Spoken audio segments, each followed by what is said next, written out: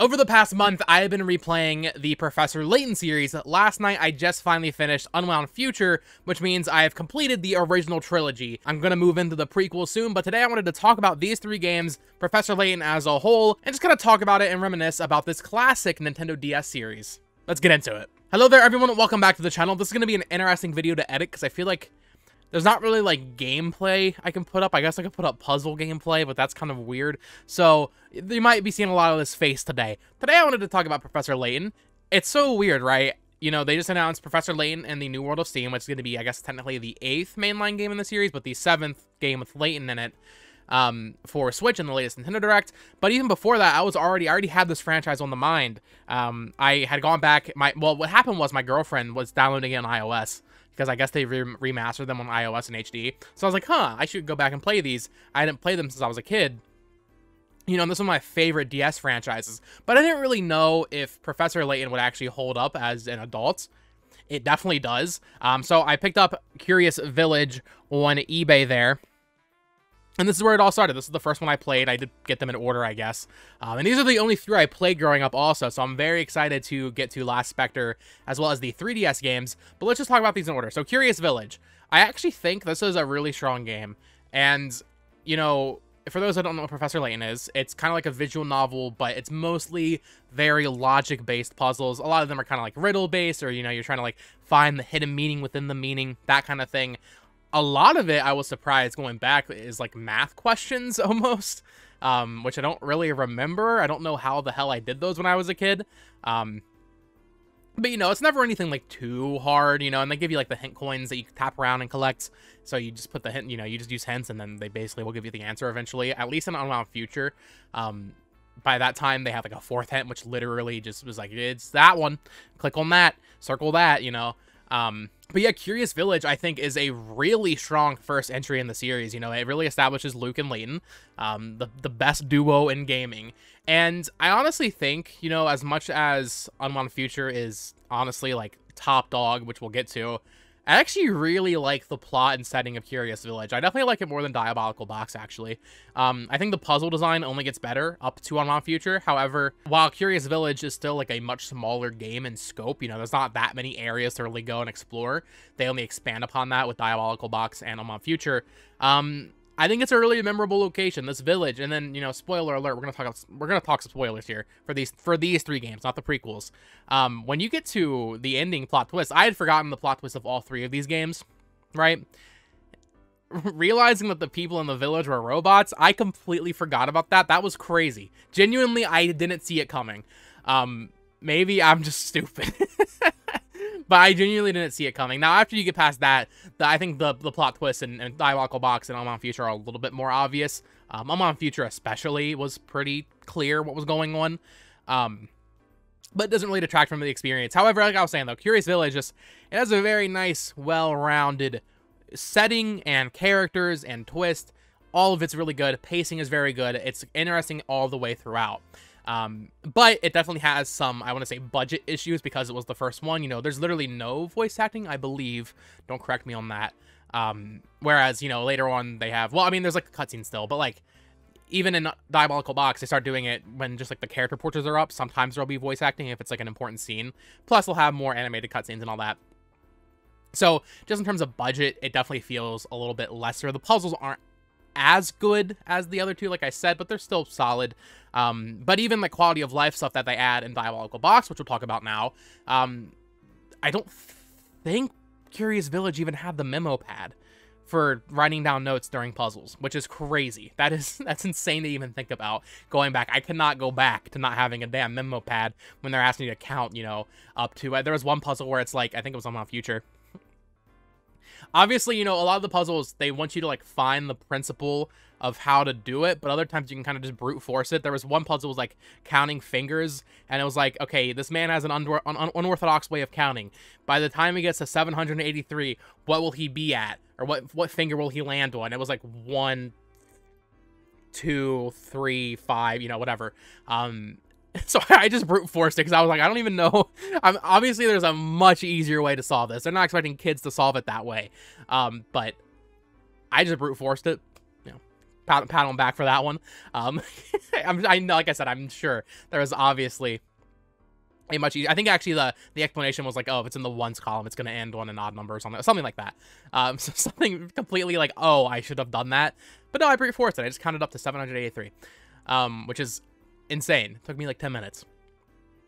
But yeah, Diabolical Box, they add a lot of quality of life stuff.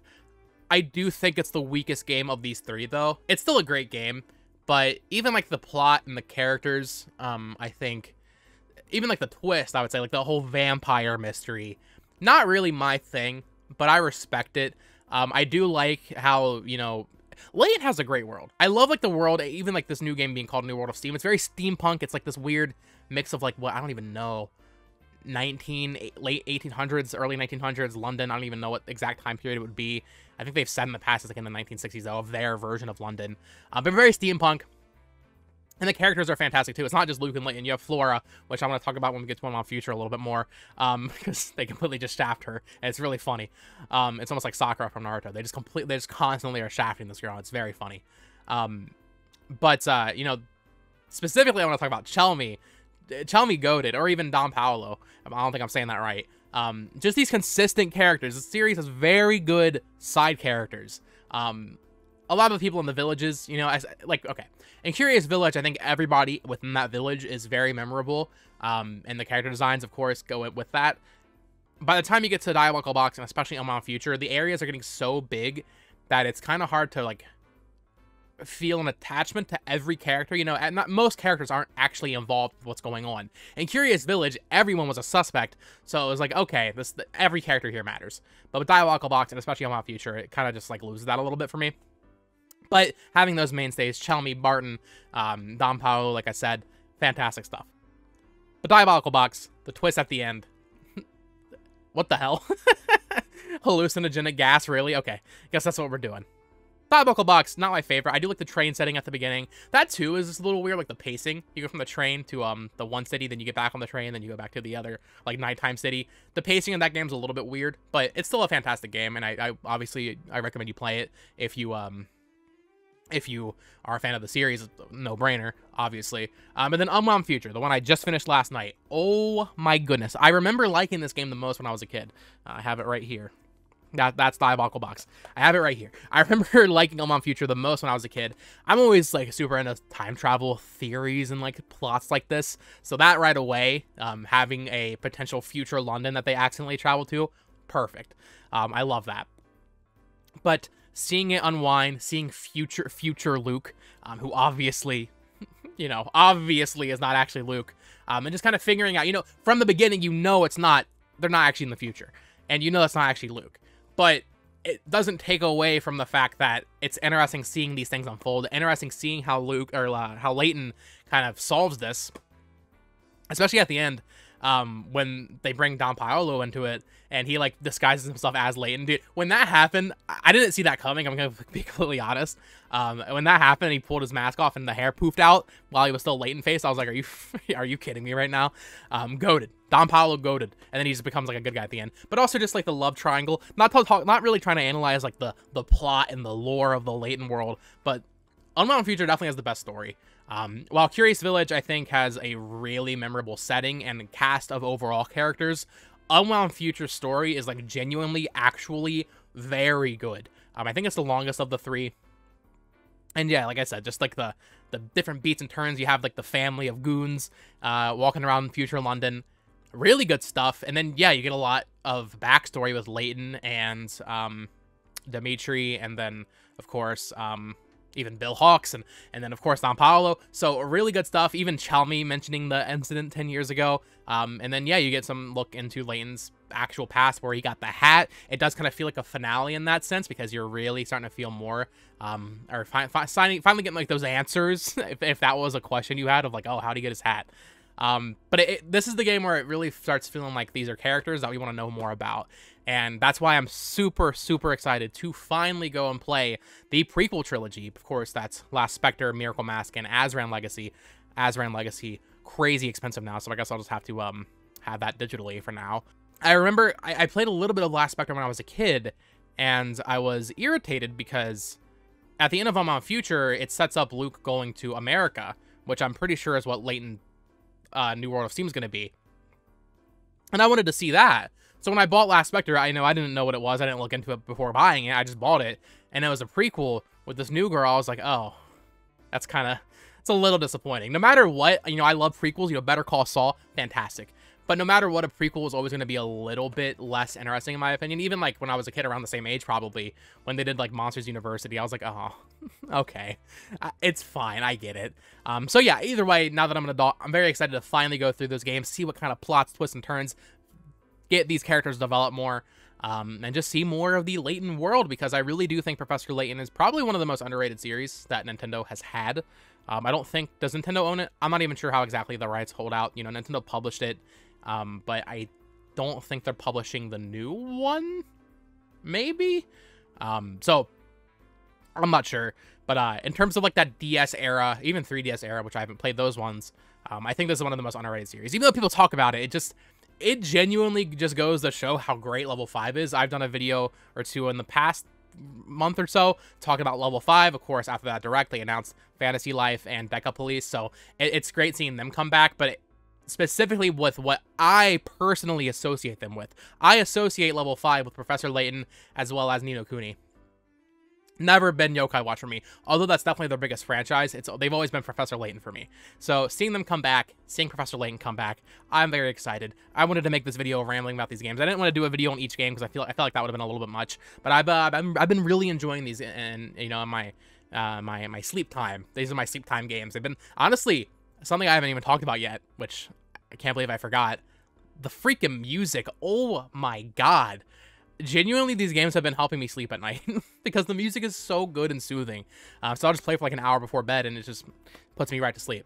One thing about Unwound Future, though, which I guess I didn't really go too much into, is, well, obviously, like, the plot overall, but I wanted to talk about Flora. They just... It's so funny, because they're obviously self-aware of the fact that they didn't write her in well, but, at the end of the first game, she joins them, and then in Diabolical Box, she gets taken away for half the game, and then in Unwound Future, they literally just forget her, and it's just really funny. It's very funny how Flora is written in this story. Maybe Last Spectre and the prequels will have a better female dynamic with, I think her name is Emmy, right? Maybe that'll be a little bit better, but Flora just... I don't know if they didn't like her after they wrote her in from the first game, but it feels like they just completely were like, nah, we don't want to have her in the game. So I don't know. I thought that was very funny.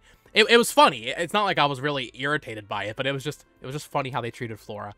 My poor girl Flora. Every time she's like, I want to come with you, Layton's just like, no. Which is fantastic. But yeah, Professor Layton, fantastic series. I love this series. I'm excited to play these prequels finally. And yeah, let me know down in the comments below. What do you think of the Professor Layton series? I know my friend Tucker's been revisiting them recently. But yeah, let me know. Are you playing them? Are you going to eventually revisit them or play them for the first time before this new one comes out? Probably next year on Switch. Let me know all this down in the comments below. And let me know what your favorite game in the series is also. I would love to hear that. Of course, this has been Botox Games. Thank you so much for watching. If you enjoyed this video, please subscribe, follow me on Twitter, all that fun stuff. Until next time, bye-bye.